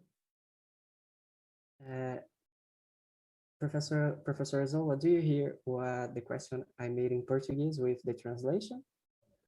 Do you heard? Professor? Again? I made a question for all the... I asked you a question. Okay. Can you hear that? Yeah, please take it again. Okay. I asked about the orientation process. How do you treat the data? Take the question again, please. I'm going to do it. Do you hear me now? Right? Yes. The question was... The question was, how do you deal with the new ways of collecting data, and how do your colleagues deal with you in the process of advising? Because since it's a new approach to collecting data and a new way of treating data, how do your colleagues, have they been accepting these new methodologies, particularly when it comes to the students that are advised by you? Yeah, it's a very important question. I know that in the University of Lagos, where I work, there are structures for constant collegiate interaction in which we rub minds on new ideas, innovations, and development in our career. Matter of factly, only yesterday I left a workshop, a 2-day workshop, where we discussed something similar to what you're having here. It was organized by the Research and Innovation Office in the university, and the focus was how to adopt and adapt the University of Lagos faculty towards the changing research environment across the globe. I mean, this is not peculiar to any university. The research environment is changing across the globe. And as I said in my lecture, everything, including budget, will be affected. So a university that is worth its onion should be proactive towards reviewing the situation and having interaction amongst the colleagues. I will take it that any of my colleagues who is either by accident or design not aware or in tune with the current realities and dimension of the research is probably doing that to be more civil at his or her own, I mean, I don't know, but I expect that every academic comes up with the realities of time when it comes to the trends in research activities. For the students, I also give the same piece of advice that a doctoral student, a postgraduate student especially, should be ahead of the game. I mean, especially in conjunction with his or her own supervisor. So maybe I should throw back that question. I know that question was raised by a student. I should throw back that question as a piece of advice to the student who raised the question, that the only way to be on top of research is to study and be on top at any point in time. Once everybody, students, doctoral candidates, the faculty, once everybody decides to get ahead of the challenges of the time, we are not going to have problems interacting with one another. And the new challenges will not be heavy for us to deal with in any way. My view. Thank you very much. Thank you, Professor. Eu não sei se o professor Cláudio Furtado já está de volta, está muito instável. Temos uma outra pergunta aqui do professor Omar Thomas. I have another question here by Professor Omar Thomas. And Elísio, I would like you to evince this temporal dimension about the ways African countries have been interrogated or challenged.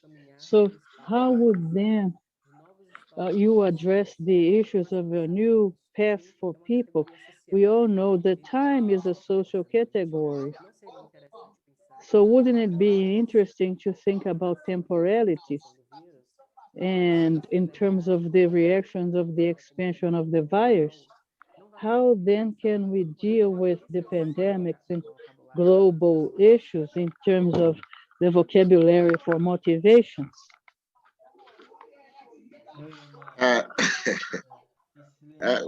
well, if I get that question. Professor, can you hear me? This was a question posed to Professor ElisioMacamo. Okay, fine. Thank you. But I believe that Raquel can translate for you, and you can put your piece of advice for this too. Okay? Thank you, Professor Kayode. Technical challenges here, but we move through. Pergunta excelente, Omar. E dá alguma dor de I cabeça. believe that this is, I would state, that I have 3 points that do not constitute a final answer, but perhaps some elements that lead us to thinking about these issues of temporality in Mozambique.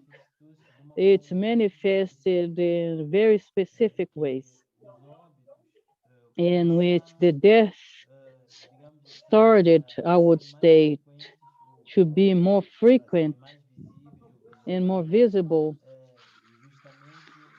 exactly in social classes that were more wealthy, the wealthier classes, and that has revealed time issues in Mozambican society. And there are sectors that, from a standpoint of development, are, I would say, more advanced. And because of that, because of their lifestyles, they are exposed to certain issues, health issues, because in fact, the deaths, even if they are not studies about that, but the deaths in Mozambique have to do with comorbidities, and that has to do with fund or issues or with finances, wealth. Rui Miguel Lemarx has developed a study in mapping the infections and the deaths, and the fact there is an interesting correlation in which there's social inequalities and the social structures in Mozambique. So there is this temporal dimension in which Mozambican society lives in different times. But all of that is stated. We don't know for sure what is the situation of impoverished sectors and less affluent sectors of society. So this is one issue. The second issue has to do with something that I dealt with in my book, which has to do with what is interesting in one of the issues I had here about this work, had to do with the ways that people deal with natural disasters, such as floods, was to observe that the notions of disaster is a retrospective, and it's never synchronic. It's always about looking back. And when we do this evaluation of what happened, when we look at our lives today, we may state that what happened yesterday was indeed a disaster. And when it's happening now, it is not a disaster. So right now, the pandemics is a disaster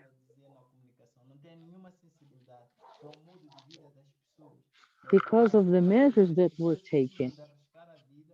that has to do with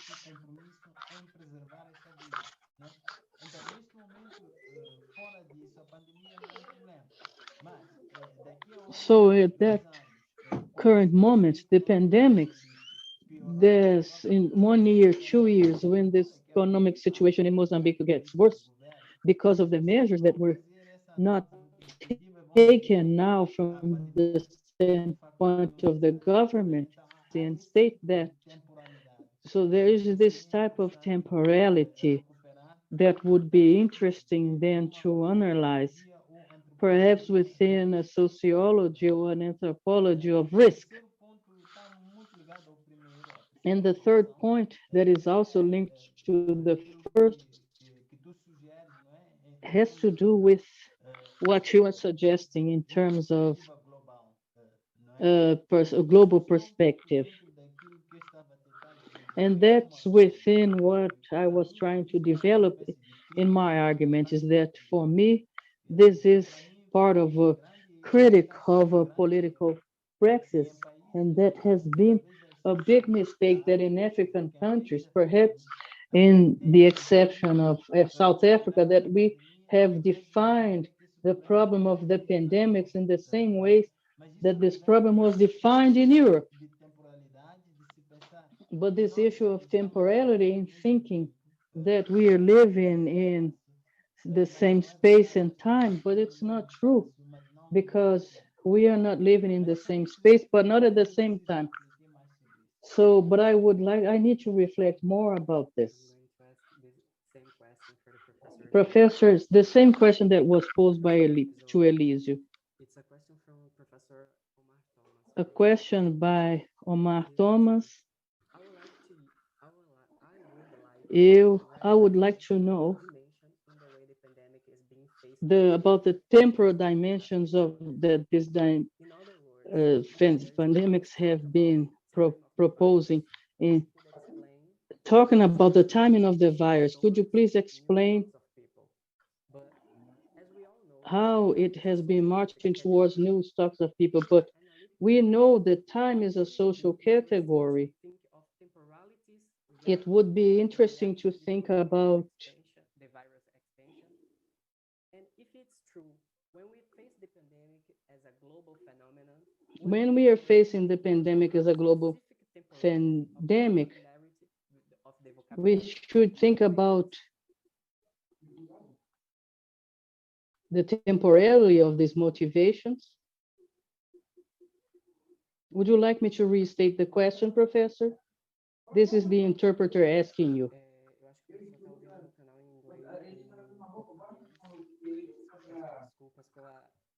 Yes, you could restate, please.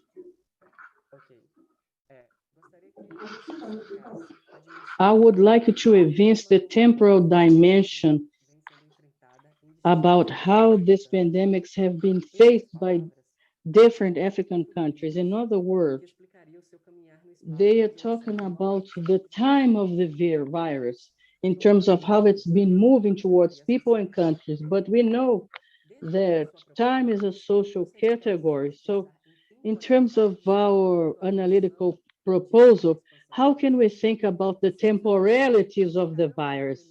And if that's true, shouldn't we think about the specific temporality in terms of a vocabulary of motivations?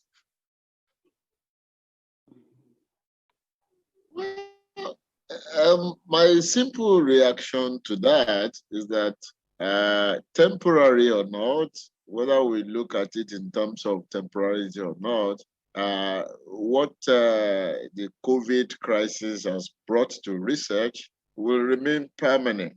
It has shown possible alternatives, and I don't think they will be temporary. They will be more than temporary. They will live with us for much longer time, if I get the question that the person is trying to say.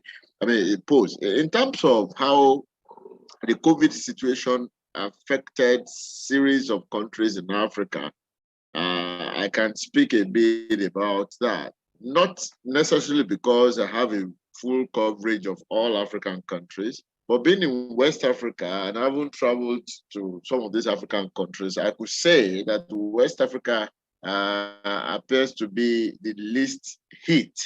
I mean, during the pandemic, for instance, I was able to move from Nigeria in the extreme west to Republic of Benin, from Republic of Benin to Togo, from Togo to Burkina Faso, where I conducted field researches. And the activities in these places continued.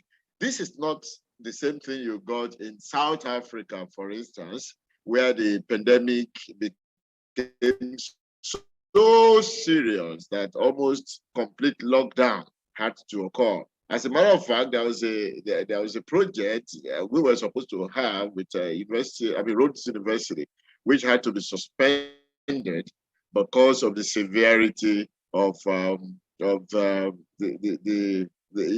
COVID scenario right over there.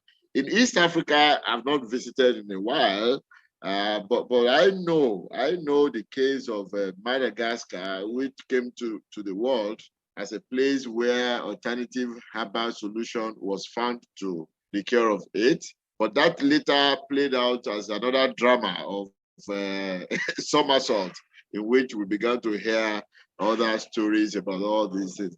But largely, for Africa, the story of the pandemic is not as bad as what we probably hear from, say, the United States, say other parts of Europe, and even if what we get from the papers, things to think about. And for the African researcher, this is a call to investigate the peculiarities. Are they cultural? Are they environmental?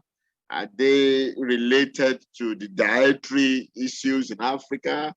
Are they, again, funny enough, related to the practice of African faith, African spirituality? And all these things, for me, are probable grounds of investigation when, of course, things return to normal. But as at now, whatever comes into the aspect of research, temporary as it may seem, it may not be temporary. If a funder, for instance, a grant participant of observation online without having going to the field, your budget is affected. And a group that will assess your budget will think twice. You need to convince them extensively before approving your movement from one point to the other now, because COVID has exposed that it's possible to have an alternative to this thing. So it came as a temporary thing, but it will teleguide how we apply for fund, how we release fund, how we manage grants for a long time. That's the way I see it. The temporarity will manifest into longer, impacts within the research community. That's my take on that at this point. Thank you for the question. Thank you, Professor. E para encerrar, eu vou fazer uma última pergunta ao professor Cláudio, que a internet tinha oscilado um pouco na hora. E aí, após essa pergunta, passamos para o professor Lívio para ele fazer a fala de encerramento, né, desse ciclo. Tá, vamos lá. Professor Cláudio, eu tinha perguntado ao professor Elísio, ao professor Kayode, sobre esse processo de tratamento e coleta de dados. Como o professor tem lidado com isso nesse seu processo de orientação e como seus pares da universidade também têm lidado com como estão aceitando esses dados, como seus estudantes estão sendo questionados, as pesquisas que estão sendo supervisionadas pelo professor têm lidado com essas novas estratégias, esses novos métodos mistos de fazer ciência.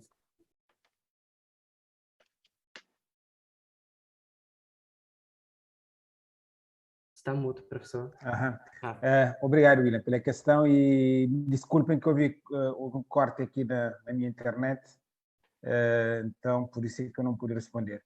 Olha, relativamente a essa questão... Relatively, in terms of this issue, in fact, I have a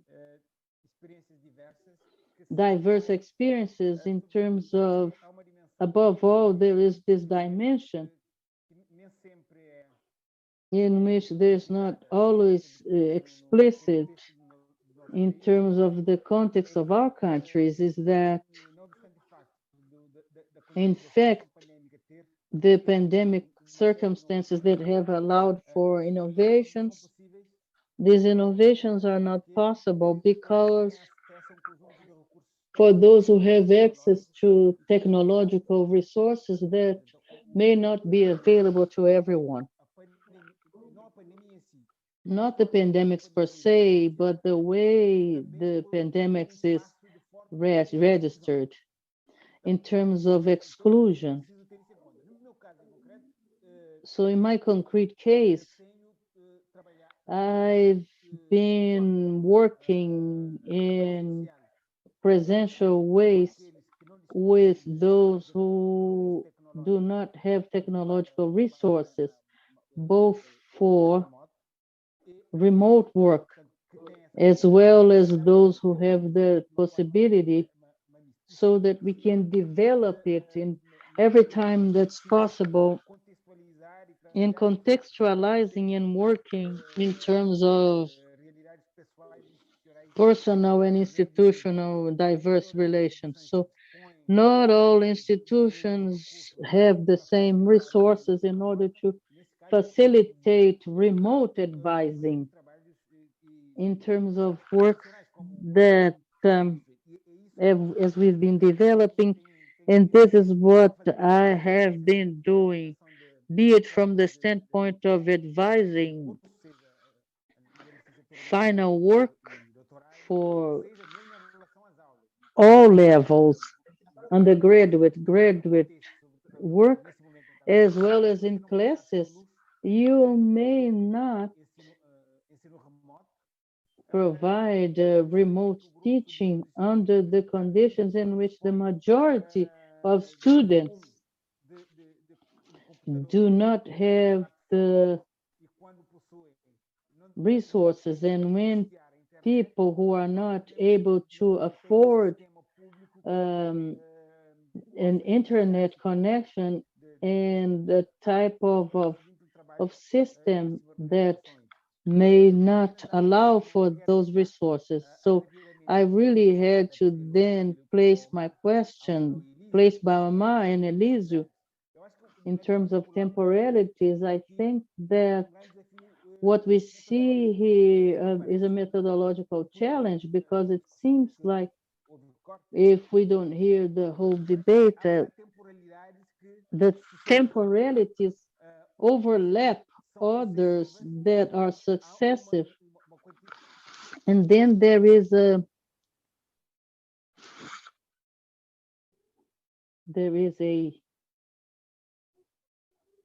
it seems like he was interrupted again.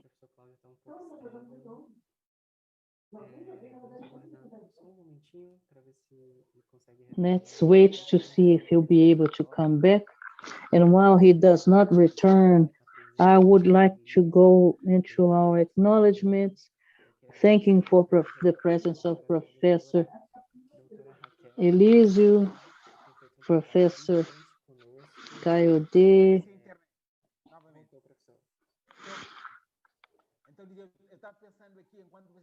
Then I was thinking in the context of Cape Verde, when sometimes we had both certain political interests, and the management of the pandemics goes in the sense that in electoral campaigns, we will accept it, that this management,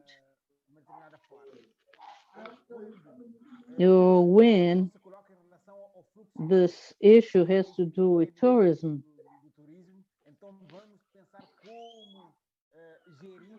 let's think about ways of management, the time for opening and closing. So this multiple temporalities have the challenge of what are they and how are they articulated, and in this dimension, how it's overlapped and how it succeeds one another eventually. So that's what I would like to state. And now I'm going to share. We are going to have Olivia providing us with his closing remarks in terms of this lives, in terms of, in order to conclude this cycle of the factory of ideas. So what should I state? We are closing off with the golden keys. We have left part of these most interesting polemic things to the end. I would like to thank Professor Kayode, Professor Elisio and Claudio. Each one of you have different relationships, of course, but the three of them are close to me. Where POSAFRO is creating a new collaboration with the help of the Bayreuth University cluster. And as Claudio has stated, it's an old story in the participation in the factory of ideas. I would like to thank the team and the participants. As usual, we are being then exhausted after 14 lives. And one thing that we have found out in terms of the difference between Zoom is that the virtual meetings are exhausting, and that physical exhaustion that we have, I myself, in many ways, we are innovating in this continuity. And another issue is that, as usual, every year, just the round of comments. Professor Kayode, I think your microphone is open. So in terms of the collaborations, including more interactions with colleagues that come from Africa and Asia, because it places new challenges in terms of time zones. We had colleagues and young people from Mozambique. Oftentimes they were also then working with us at night. So one thing then means that that we could then establish,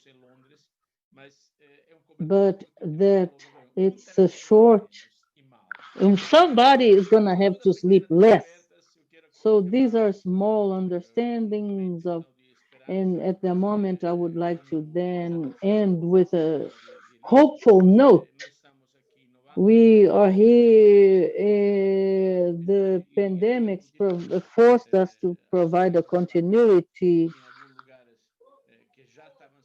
in some places that were already safe, and others in which the life goes on, that were used to live in a constant state of exception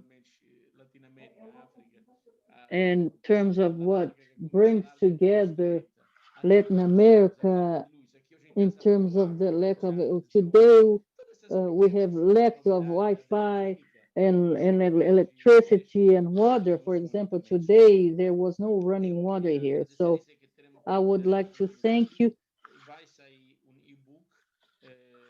We are going to publish an e-book based on this event.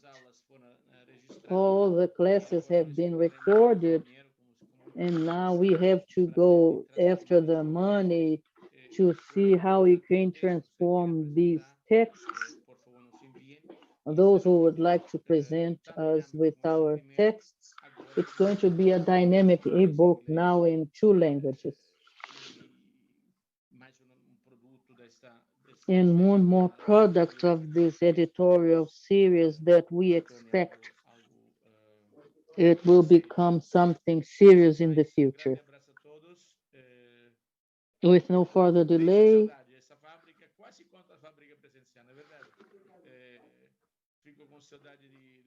so I miss our meetings with the friends and the excess of alcohol that would characterize this factory and the conversations and the heated debates, and I will be fulfilled.